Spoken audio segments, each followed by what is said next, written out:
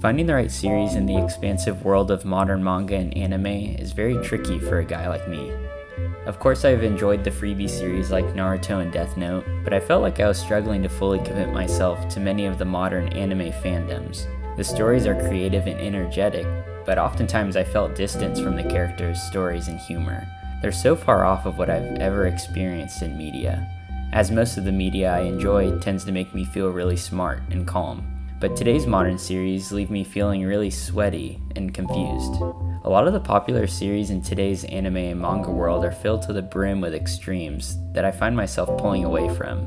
Extreme visuals, fast pacing, extreme characterizations. In general, over-the-top humor that most often reaches a boiling point, ending in the punchline being someone closing their eyes and yelling. It's not something that I like to laugh at. I usually try to laugh at jokes with nuance or someone wearing clothing too big for their own good. I recognize a lot of these qualities are here to stay in the current medium, but the point remains the same. Why was there a disconnect for me? And why couldn't I enjoy the shows that cool people liked?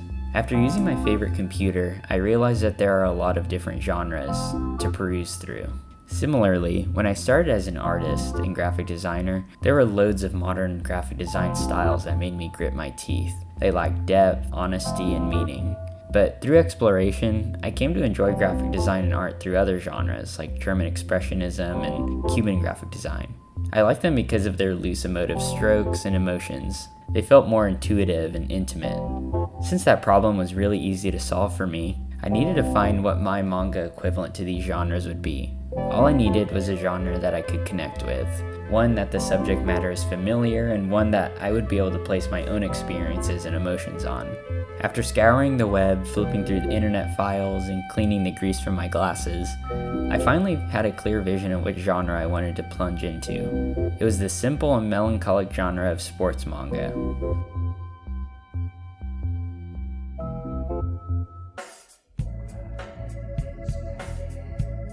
I'm not a jock, and I'm not fooling around. I'm serious. I'm not speaking about every sports manga. The modern sports genre, just like any of the other genres, contains a wide variance in themes and cliches, but most often, the main character's actions and relationships are driven completely towards a sports-focused goal, like holding a big trophy, toppling the cocky rival that was holding a trophy, or even getting a girl to look at them because they're holding a trophy. As a given, the sport is the main focus. It's the vehicle for the plot, and the characters tend to mature within the matches or games. So one has to admit that there tends to be a formulaic and fast-paced approach to this genre. After sifting through the classics like Slam Dunk, Hajime no Ippo, Haikyuu, I found a humble manga that left me feeling emotions beyond feeling pumped full of dopamine or impulsively rooting for the hometown underdog. It swung against the grain of modern anime and manga, and it left me feeling nostalgic and pleasantly at ease. This manga was called Cross Game.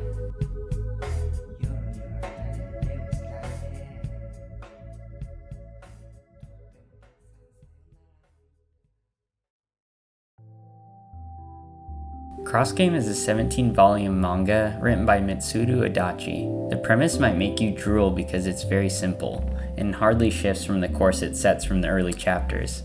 It follows the story of Ko Kitamura and the 4 neighboring Tsukishima sisters. Ko and Wakaba have an incredibly close relationship that resembles a couple even when they were kids. And simply put, Ko and all the sisters' relationships are the driving force throughout the early story. Their family ties, neighborhood shenanigans, and the unbothered pace of their lives are all set in the first section. We see the foundations of Ko and the sisters' relationships form, from Ko doing the neighborly tasks like running errands for the lazy adults, taking Wakaba on bike rides while yelling and doing a wheelie, and of course swindling home run prizes from the batting cages. Throughout the first section of the story, Ko remains uninterested in the sport of baseball, despite Wakaba often recalling a dream that she had, featuring Ko and one of their classmates competing in the Koshin tournament in front of thousands of fans. Aoba, her younger sister of 1 year, is naturally a baseball freak. She is addicted to thinking about baseball. She has flawless pitching form and she can't help but respect the game. She's always jealous of Ko's time spent with Wakaba, but nothing irks her more than Ko insulting baseball. Unbeknownst to Aoba and most of the neighborhood rascals, Ko secretly trains to have baseball-shaped muscles like Aoba. He studies her pitching form and copies her training regimen purely out of respect to Wakaba. We see plenty of classic scenarios: childhood dreaming while playing catch, the school bully becoming friends with the main character, and after perfectly setting up a clean and simple sports underdog story that we just can't help but read, we approach one of the only twists in the entire manga, and it provides the heart and soul of Cross Game. One day, after sharing a heartwarming send-off with Ko, Wakaba leaves for a summer camp where she passes away in a tragic swimming accident in 5th grade. It's a tragedy. But that's when the story truly begins and where the true lessons start to take shape.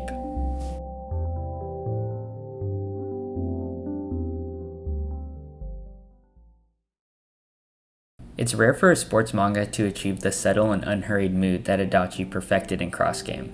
His handling of the visual setting provides a perfect still and lush backdrop for his characters.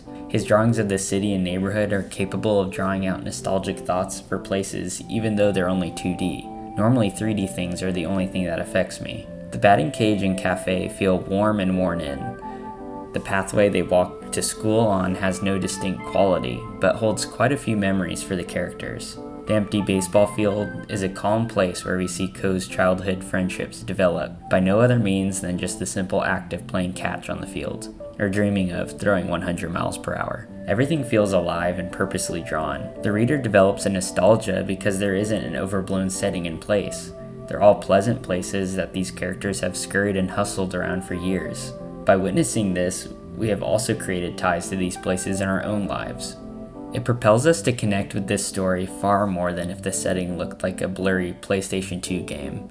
The nostalgic urbanistic backgrounds are only the start for Adachi's mood setting. The staging of his characters against these backdrops play an important role to capture the mood.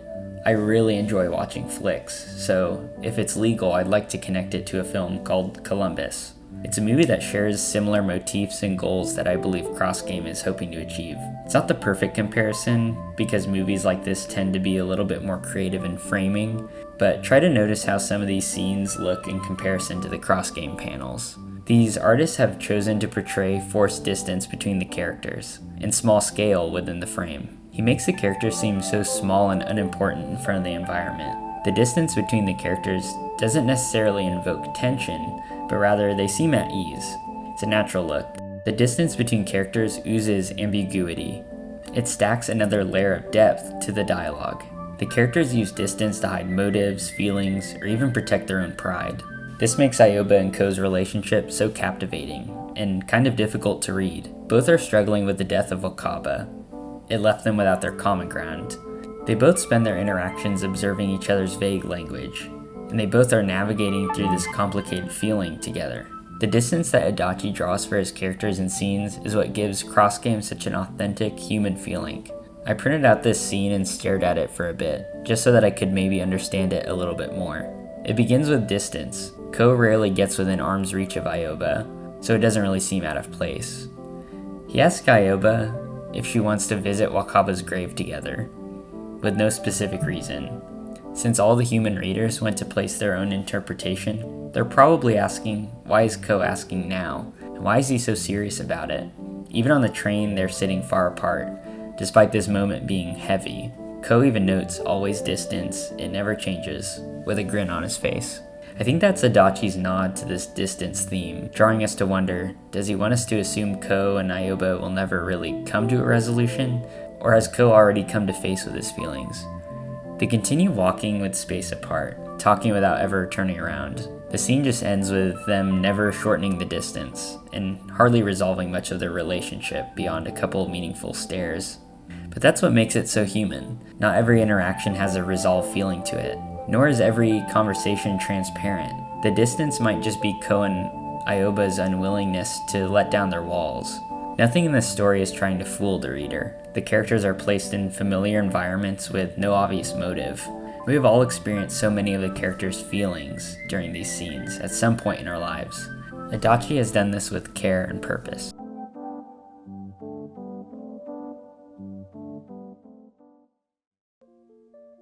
At its core, Cross Game is telling a story not focused on baseball, but rather a tale about a young boy who's seeking life beyond a best friend's passing. He's seeking closure and healing for his loss, and answers to his current relationships. Cross Game proposes all of these scenarios in a slice-of-life format, which shockingly isn't a stark difference from other sports manga, but Adachi makes his style of slice of life shine from the others with his handling of grief, nostalgia, and silence. Each segment of the day that we see is a self-reflection in some way for Ko and the others. We are not distanced from the passing of Wakaba, because Ko and company are constantly confronted by the tragedy. Their lives are so intertwined that it only makes sense that there's this continuous sense of grief that's shared between the community. Adachi leaves room for his characters to maneuver these feelings with humor and positivity. Despite the tears and grief, Cross Game is not a sob story, by any means. It's an uplifting journey that wants you to grin. But there's not an absurd moment that makes the character's hair change color and allows them to move on from the grief quickly. To reach closure, the characters have to walk slowly with each other on the path to resolution, like normal people. The image of Ko first hearing about Wakaba's death on the TV while he's gulping down milk has been glued in my brain.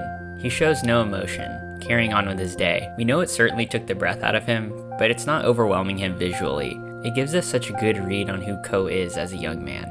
He's cool-headed and sturdy. He stays very cool by not breaking in this moment. Favorite segment of mine takes place when showing all of the characters' ways of handling the first night of sadness. It all happens through Ko's eyes. He wanders around trying to come to terms with the passing. He sees Ayoba fall back to what she does understand, hitting a baseball. He sees Akashi praying alone. Through seeing this, it finally reminds Ko that maybe the first step is more simple than he thought, that crying might just help.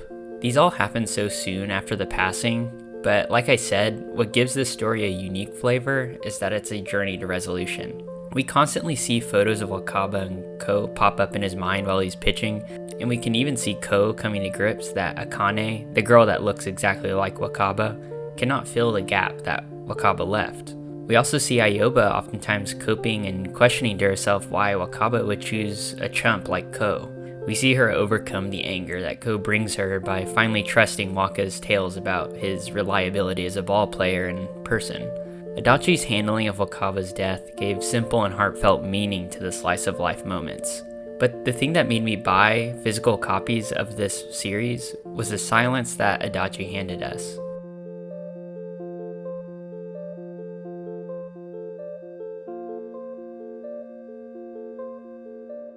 Silence is quite the rare gem in today's world. You're unlikely to find it when you're doing your daily plowing through social media, and these days you won't even find it on eBay since there's so many loud ads everywhere. Whether you're staring at the newest loud anime character or listening to the newest guitar solo, you're surrounded by white noise, distractions, and filler. Silence has become uncomfortable for most young folk like me. It just isn't in style, and it's certainly not cool. And why should it be? What's the value of silence? Media is meant to make us tilt our head back and laugh, and silence is the loss of precious time that could be used to toss in another funny sunglasses joke or filler dialogue. Silence is confusing and indirect. There's nothing to read from silence since nothing's really being fed to you.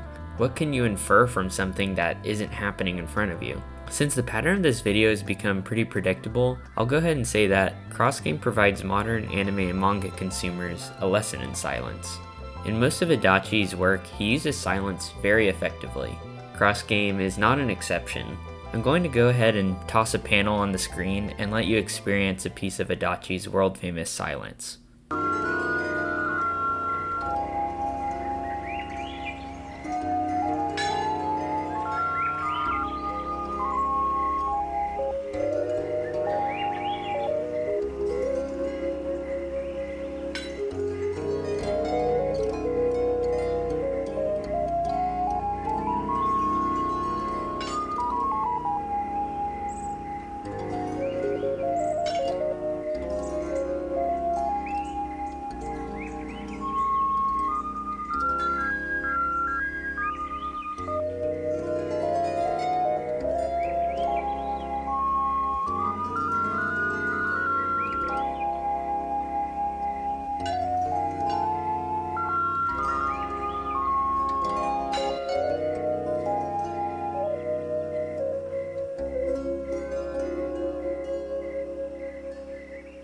Adachi lets the reader fill in the gaps. He lets your mind wander and make assumptions about what Ko or Ayoba are thinking. He dares you to think critically.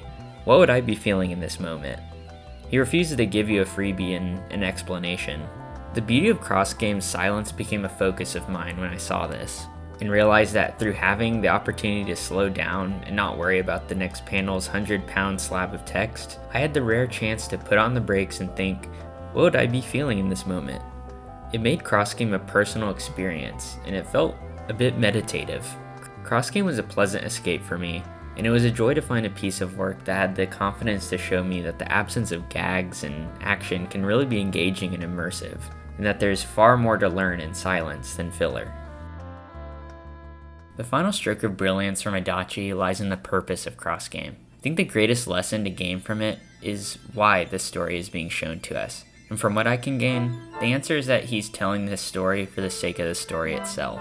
There isn't a complex twist or massive training arc, there's no grand revelation, the relationships, goals, and characters develop exactly how you'd predict from the beginning. It's very satisfying to see how the characters' arcs are all tied up nicely in the end, but that's really not the purpose of cross game. Something that held me back from some of the modern works was seeing the pressure for a story to be something far beyond itself, that it needed to transcend the medium and start levitating beyond the expected. It had to be romanticized. But I think it's alright for a story to be simple and just walk its course slowly. Cross Game shares an interesting similarity with some modern indie films that I've seen. A popular movie publisher right now is A24. They've been churning out real gems of modern cinema. A subgenre they seem to be taking a liking to is a slice of life style. Just like Cross Game, they're unafraid of telling essentially pointless stories. Movies like Still Walking, Lady Bird, Minari, they all focus on unexceptional subject matter. They're mostly about the drag of being a high school senior or being stuck in a small town. They all show us stories where the focus isn't conventionally interesting or radical on the surface. They break the conventions and mold the simple lives of people into subjects that are compelling and interesting. Ultimately, this take on boring subject matter requires the directors or authors to seek creative solutions to their subjects, oftentimes on a lower budget. They don't have the luxury of easy cop-outs, and I think that's why a lot of these projects feel so intimate and thought through. For me, Cross Game stands tall above its contemporaries. It's a piece of work that doesn't exactly feel right to call a masterpiece in the traditional sense, so instead, I'll just say that it's a wonderful story, that it's heartwarming and approachable.